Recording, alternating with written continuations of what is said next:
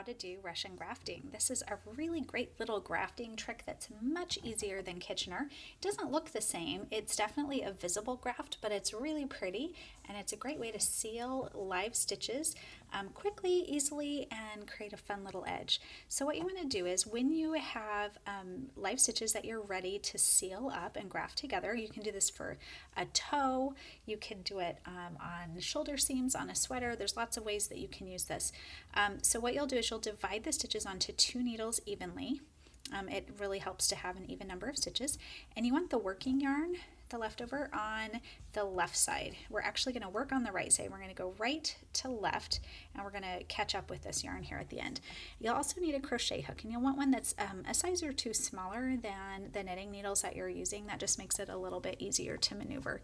And so what I do is I kind of scoot the stitches close to the edge and take your crochet hook and go through the back stitch as if to knit, and then you're going to go through the back stitch as if, or the front stitch as if to knit, pardon me.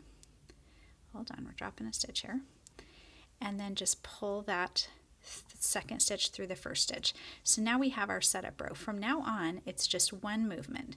Through the back stitch, pull it through the front stitch, pull it through the back stitch, pull it through the front stitch, and we're always grabbing from below and going through the stitch that way. Pull it through, pull down through the back, up, from bottom to top, pull it through, bottom to top, pull it through, bottom to top, pull it through. And just go continue back and forth from front to back, and you're just pulling it through as you go. And so you get a little edge along the top that looks kind of like a little bit of a zipper. You can see the edge of the graft starting to form, and you can see how cute that is. If you happen to be working with 2 different colors and you have a different color on the front than you have on the back, and you work this graft, it creates a little 2-color braid that's really pretty as well. And there you have it, Russian grafting. When you get to the end, you will just pull that final tail through the last stitch and you're all set.